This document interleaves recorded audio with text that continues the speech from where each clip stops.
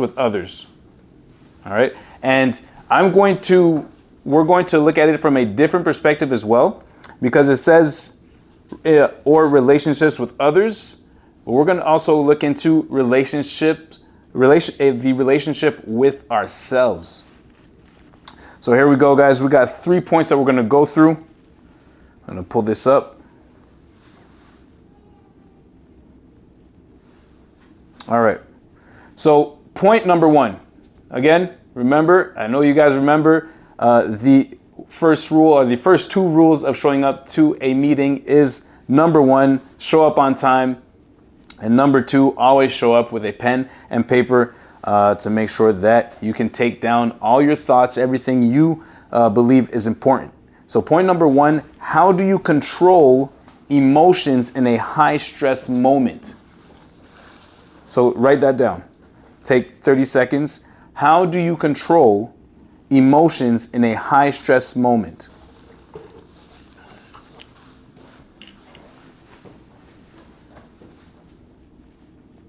We're going to go through some options, and we're going to use those in the game of football and life. So here's one of the ways. And guys, this is all tied into what we usually talk about. Focus on breathing techniques to reduce your heart rate and tension. So I remember as a football player when I was young, we're talking about Adam, Mosquito, and Pee Wee. You know, you're used to running, but you're not taught how to breathe. And my dad would always tell me, slow your breathing down, son, when you're running. All right. And if you've ever watched an Olympic sprinter, their face is relaxed and their breathing is relaxed. So when we get to the point where we can control our breathing, we're able to also control our emotion. Because the first thing to change when we get emotional is our breathing. Second point, in point number 1, is use visualization to mentally rehearse successful outcomes. So what this does is, in the game of football, let's tie it into the game of football, is before we get into the game. So all the preparation we're doing at this very moment is we need to start visualizing ourselves in the emotion that we will be living when we make that play. Now again, depending if we're a linebacker, a running back, a receiver, a QB, whatever the case may be, even if you're a coach, if you coach younger athletes, the most important part is to see yourself in that situation, but not only physically, but see yourself emotionally, so your mind can get used to that.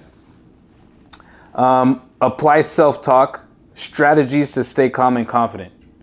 Guys, the way we speak to ourselves. All right. We won't spend too much time on that because that's going to be next week's subject.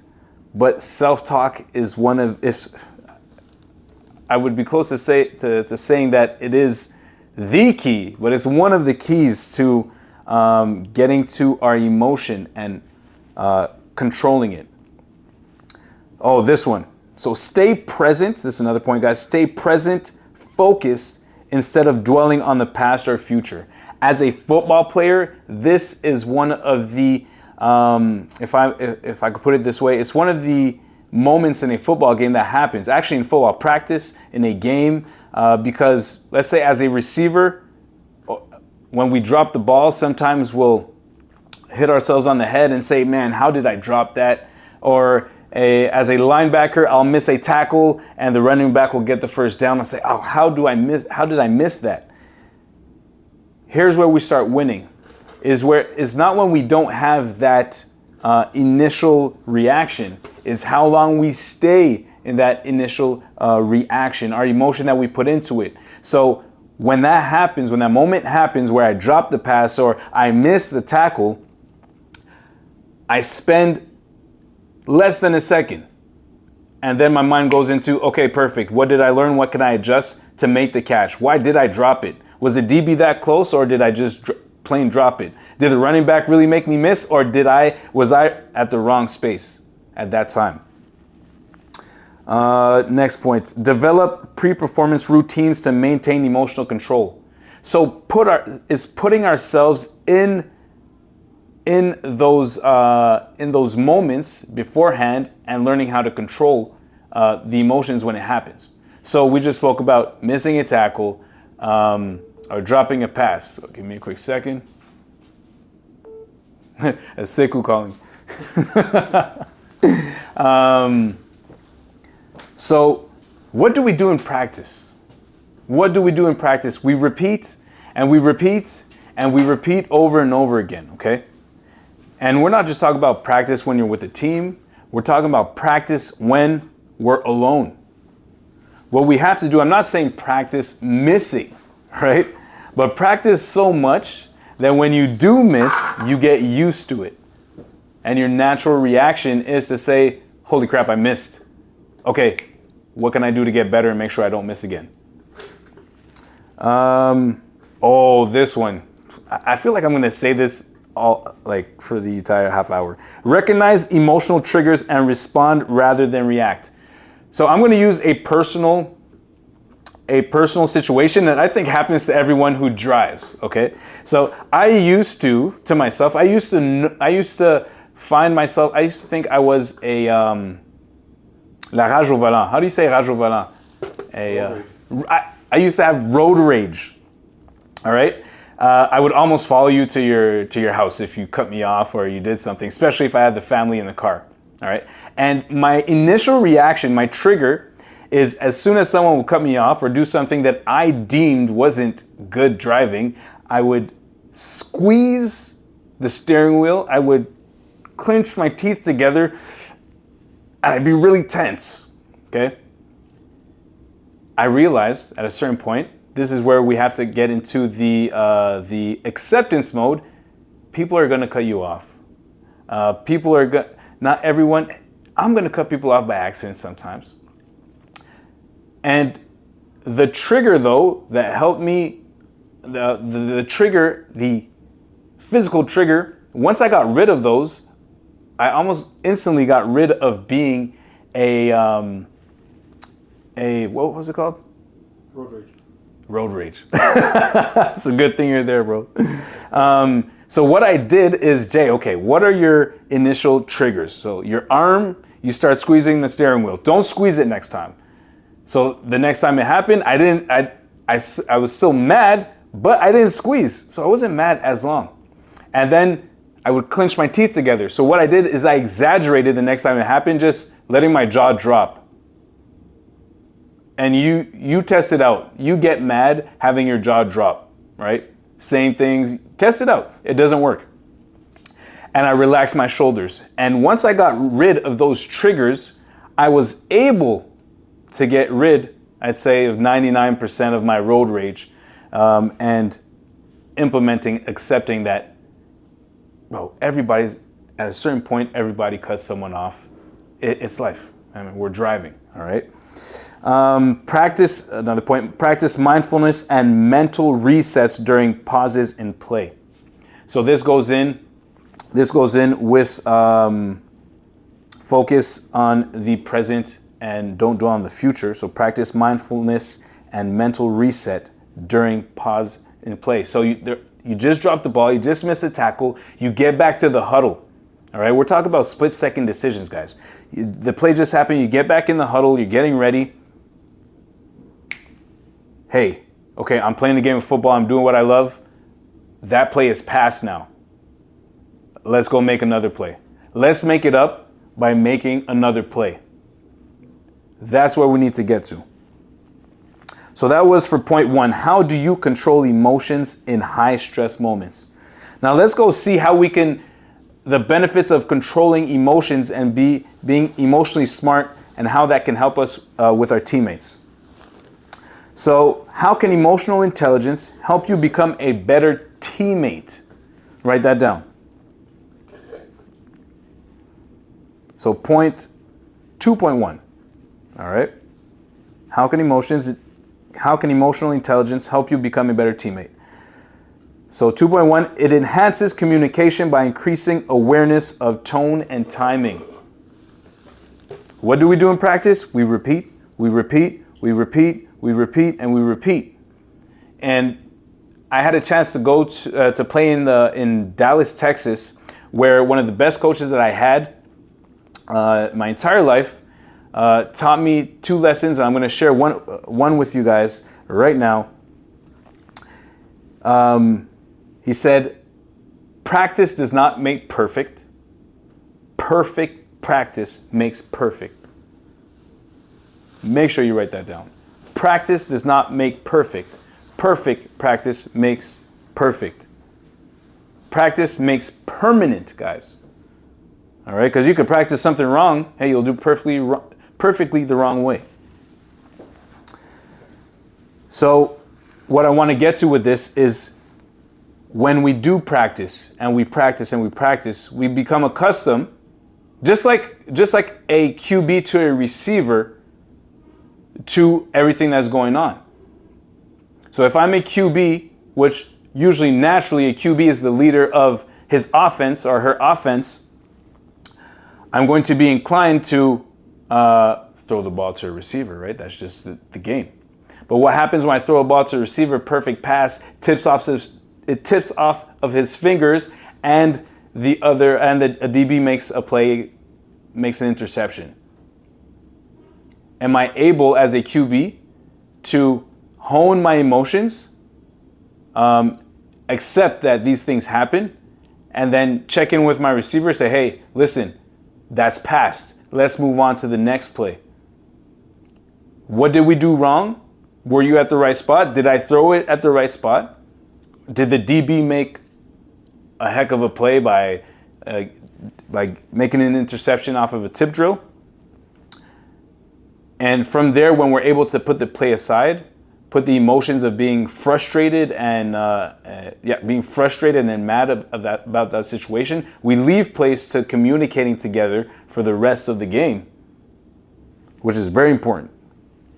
It helps build trust and respect through consistent emotional control. So the more we're going to do that, the more we have these moments as teammates where something, let's put it quote unquote, bad happens during the game, and we're able to learn from that in the split seconds that it happened, or in the seconds that it happened after, and correct it, go back on the field, make a play, whether it's a first down or a touchdown, whatever the case may be.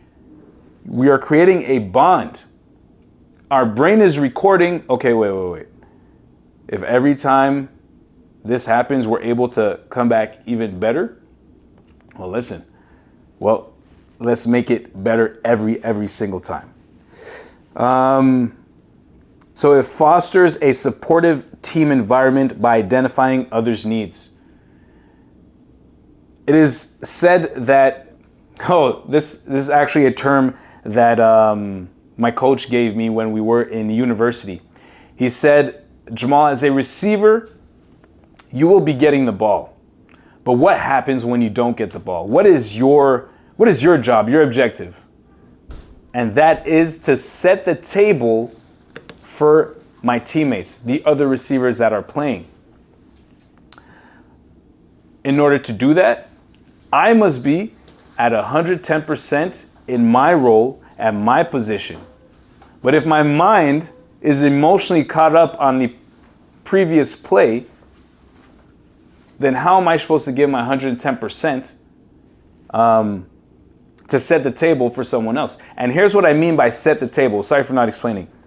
If I am a wide receiver and I have a go route, which is simply just running straight, and my DB, he covers me perfectly, well, I have to make sure I run that 110%, because me bringing that DB with me will open the space for the route that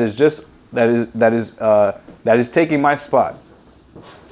But if I'm emotionally caught up and I get set up and I half-ass it, and I'm jogging and my DB doesn't even do much, he just stands by me and he looks down and sees the other player, well, that's when it happens. That's when tip drills happen. That's when your teammate gets knocked out, right? He's going to catch the ball and boom, right in the ribs. That's why, guys, it's so important. The emotions that we have, especially as football players, we have the chance as football players to develop the habit of having a situation happen and just moving on to the next one, but what happens when we're able to do it even faster. So encourage accountability and constructive feedback. That's what we just spoke about, right? The situations happen. We don't have to dwell on it, but what happened? What can we learn from it? And it reduces conflicts through empathy and emotional regulation. So let's just stick to it reduces conflict. I'm pretty sure most of us have watched an NFL game, and we've seen teammates just clash on the same sideline and on the same team. They're just yelling at each other. I've never heard what they're saying, but just the fact that teammates are yelling at each other clearly shows that there's a conflict where there shouldn't be, because if we had put emotion, well, they're mad already. There shouldn't be that emotion. I can be mad, but I need to put that aside and say, hey, bro, here's what I saw happen. Can you explain to me what happened? And from there, guys, when we talk about communicating, yeah, this is what happened. I took a step left. I knew I wasn't supposed to. I just followed a bit of my instinct, and this time it didn't work out. All right, perfect. So now we just got to adjust. You got to bring that foot in, right? Yeah, you're right. Guys, it takes just that second of putting our emotions aside and looking at the big picture. They're saying, okay, hey, what happened? Again, what happened? What can we learn from it? And it strengthens team cohesion by understanding group dynamics. If we're playing the game of football, we probably know what a kickoff return is. We probably know that on a kickoff return, you have guys running full speed, full head of steam towards you to just knock your socks off, just blow you up pretty much. And what we have to do is trust on our kickoff return team that they're going to make the perfect blocks for us. And sometimes it works out. The scheme, right? We spoke about systems, right?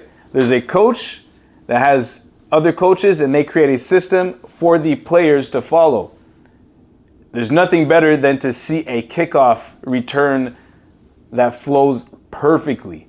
That is a system that's executed and well run, and the returner takes 1-2 steps, makes a cut, and he's gone.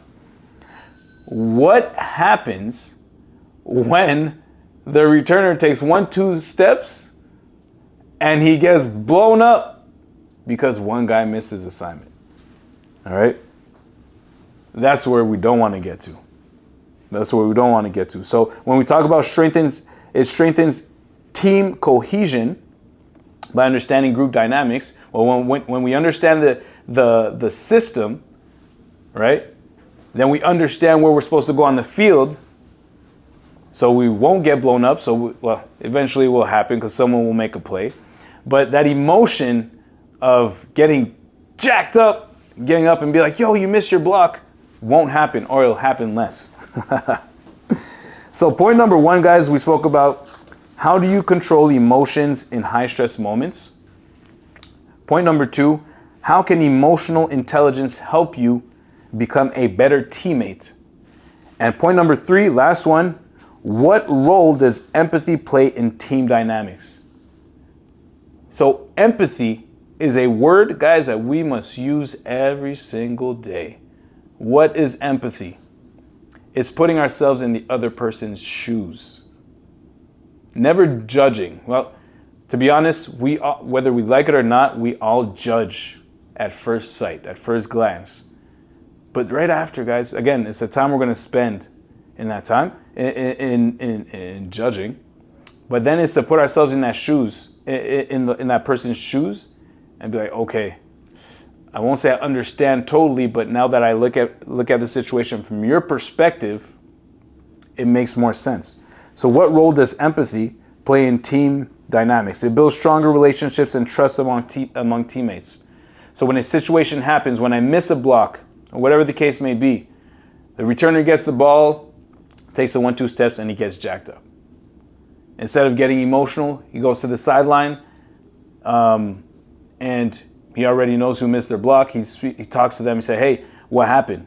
And he explains, "Awesome, bro. Now that you explain it that way, it really makes more sense."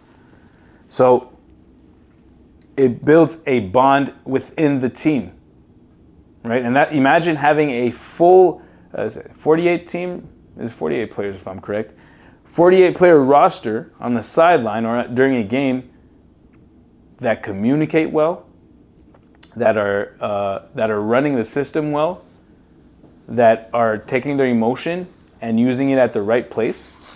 The effect that can have on not only that game, but the transition into practices and the next game and the season into playoffs and so on and so forth. But all that starts here with you right now.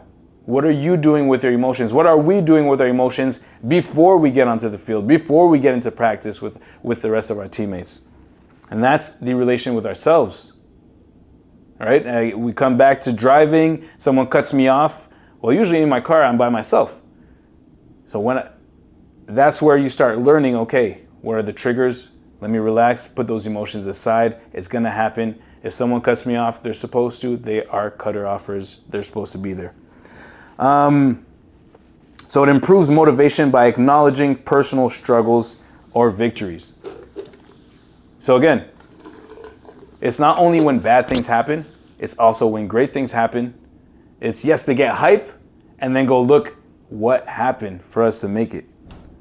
We're going to end on this point, guys. This comes from a U.S. Marine. I think he's an ex-U.S. Marine now. He was one of my biggest inspirations when I started running. His name is David Goggins. If you don't know him, go look him up. Navy SEAL. Yeah, Navy SEAL. Navy SEAL, who's done a lot in his life. And he said, here's what happens, guys. Our emotion, all right, is really great when we need it. When we need our emotions. So what he meant is there's something called a cookie jar. This is a term that he created. And what's the feeling when you go into the cookie jar, right? Is you go, you open the cover, go into the cookie jar, you're happy, you have that happy feeling. That's your emotion. But he created it with past events. Past events. So we're going to tie it in to training.